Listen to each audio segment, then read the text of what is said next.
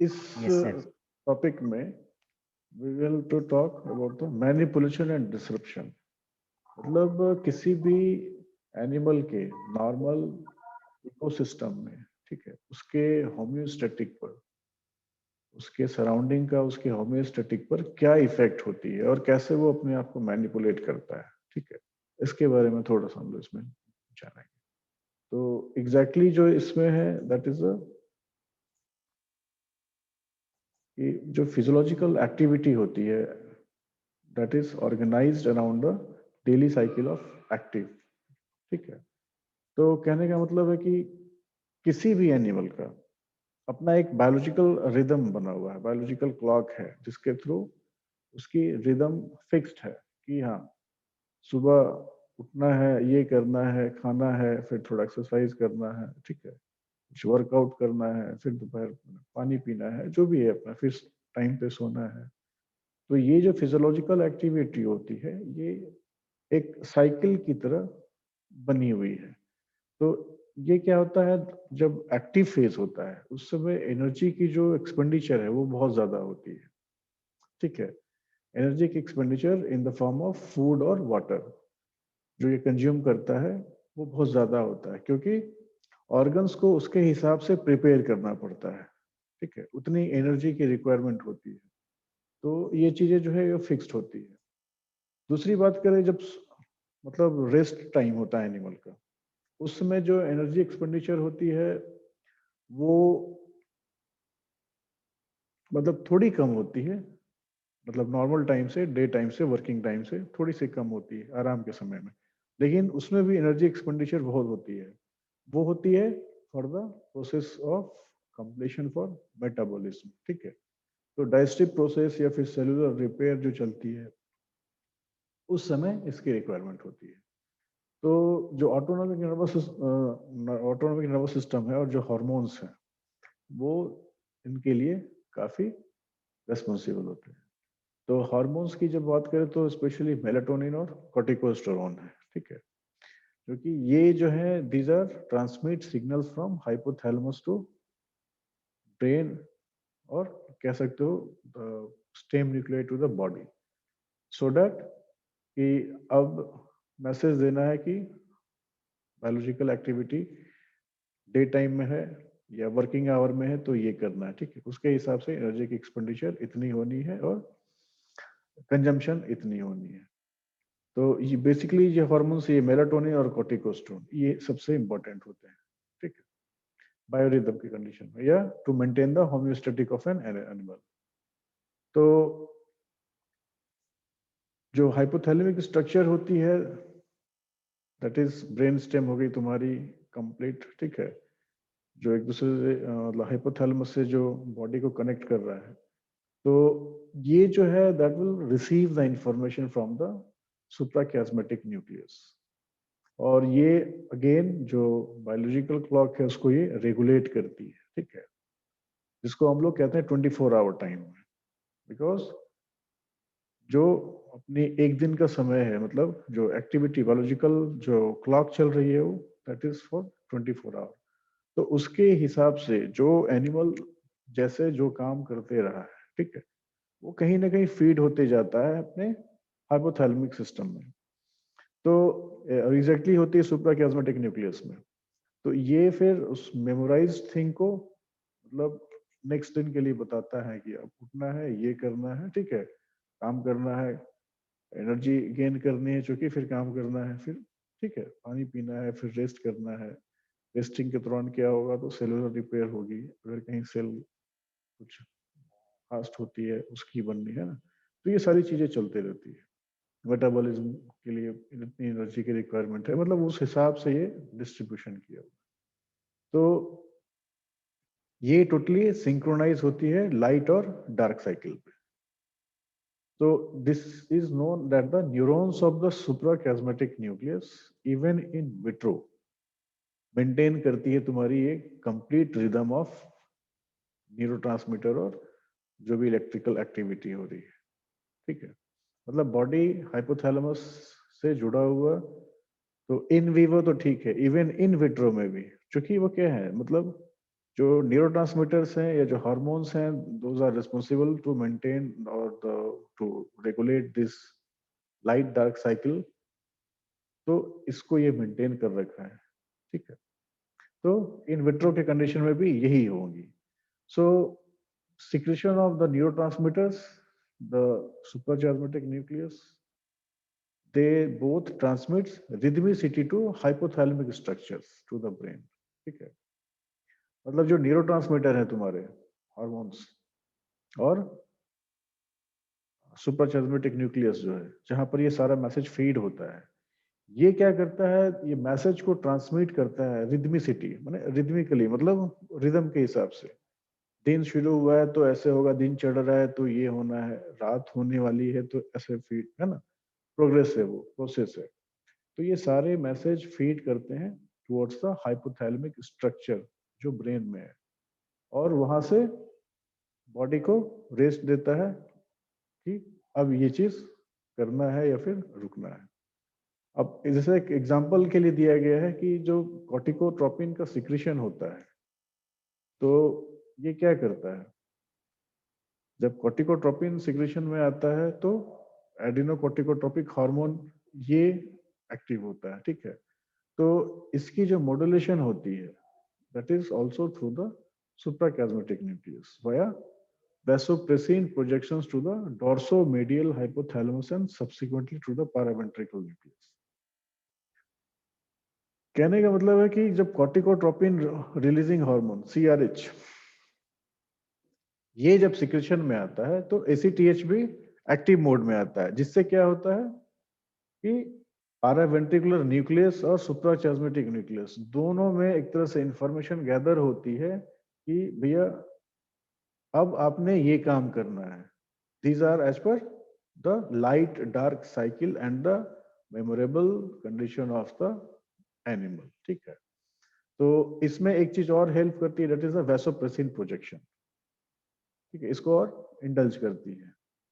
सो autonomic nervous system जो है, सुपरचिasmatic nucleus, ये दोनों इन्फ्लुएंस करते हैं कंप्लीट पेरिफेरल ऑर्गन्स को। पेरिफेरल ऑर्गन्स मतलब लाइक लिवर, एड्रिनल ग्लैंड, ठीक है, इन सारे चीजों को, फैट टिश्यू को, for the adjustment of daily work और any physiology related to physiology, कि कब सोना है कब जगना है, ठीक है, ये सारा मेंटेन किया हुआ है ANS और SCN, autonomic nervous system and सुपरचिasmatic।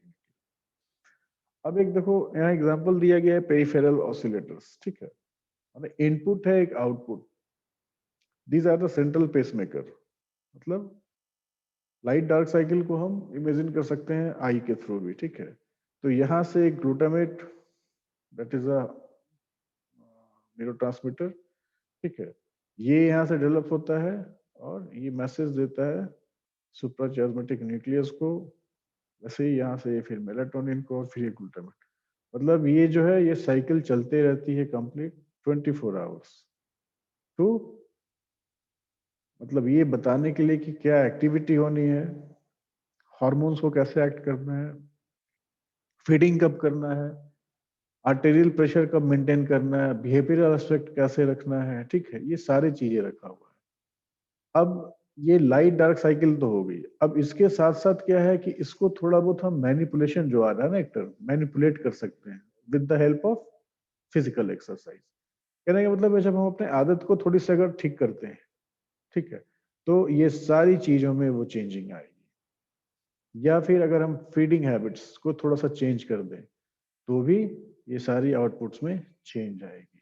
मतलब अगर हम कहीं इसको चेंज करते हैं तो उससे क्या होगा, जो पेरिफेरल ऑसिलेटर्स हैं बाहर से जो आ रहे हैं हार्ट पे, किडनी पे, लीवर पे, दैट विल चेंज, है ना, towards the various outputs which is commonly happening in the daily basis, ठीक है। इस चीज को ये कंप्लीट चेंज कर देगी।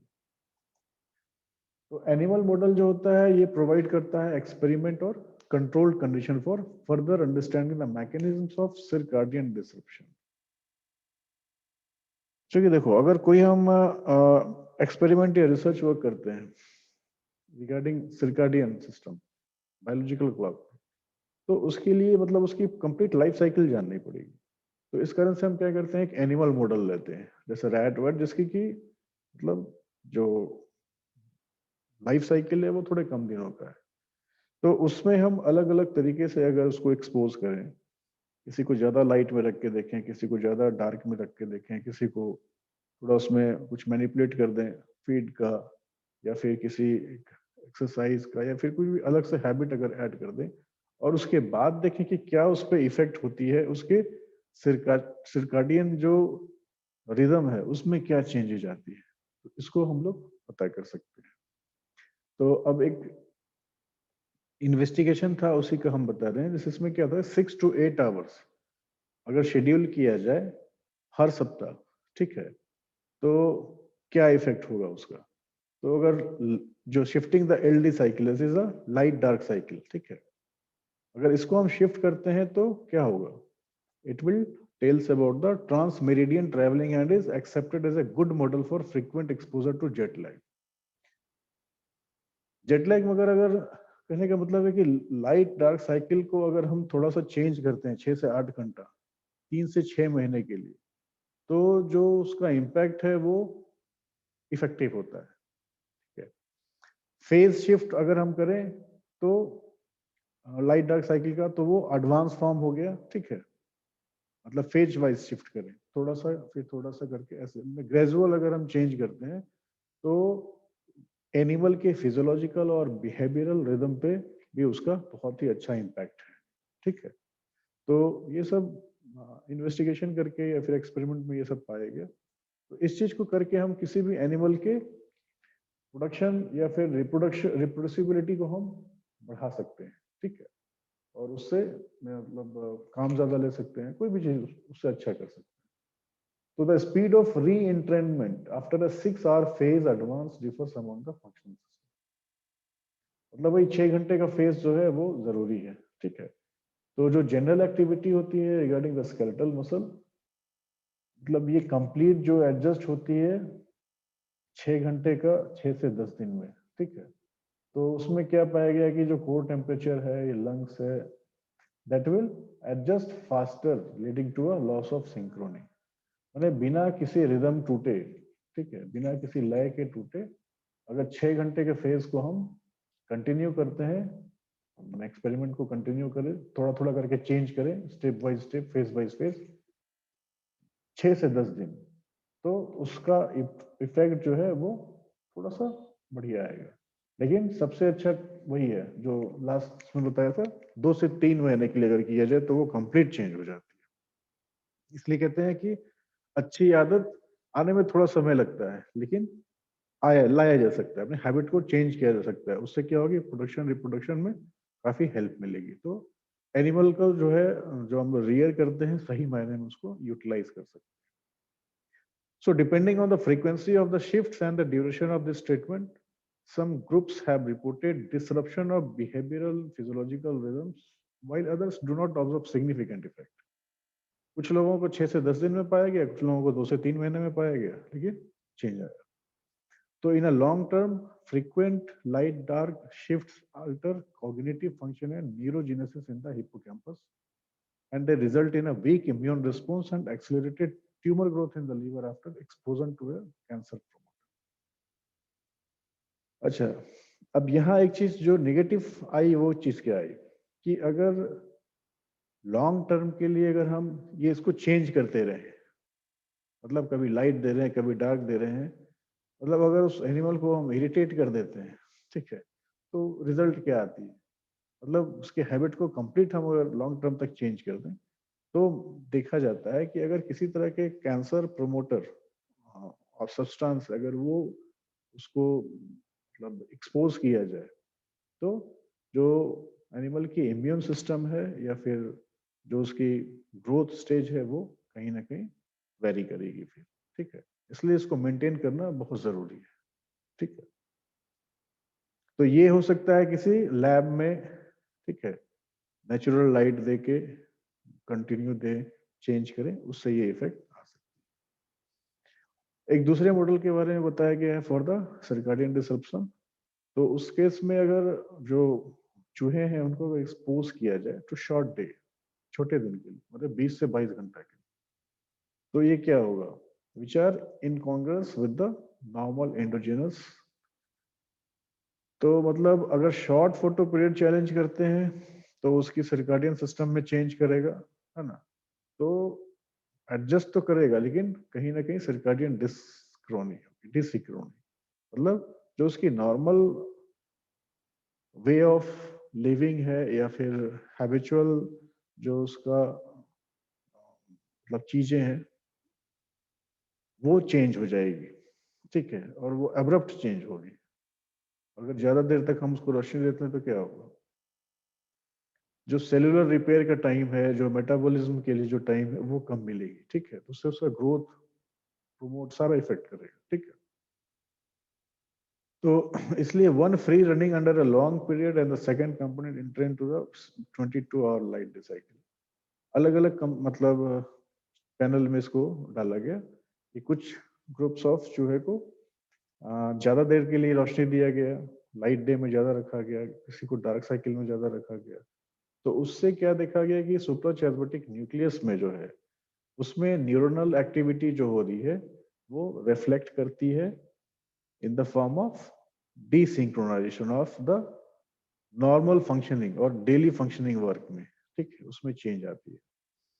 तो मेटाबॉलिज्म में भी डिफेक्ट आएगी, ग्रोथ जो होनी चाहिए नॉर्मल वो नहीं हो पाएगी, ठीक है, जो प्रोडक्शन के लायक था या जो प्रोड्यूसिबिलिटी थी उसकी या रिप्रोड्यूसिबिलिटी थी उसमें वो कमी आ जाएगी, ठीक है, और काफी स्ट्रेस में आएगा, बहुत सारे सेल्स जो है वो डैमेज होंगे, ऑक्सीडेशन बढ़ जाएगी, ठीक है। तो क्या होगा, इससे एनिमल जो है उसकी लाइफ स्पैन कम हो जाएगी और उसकी जो मतलब वर्किंग कैपेबिलिटी है वो कम हो जाएगी, ठीक है।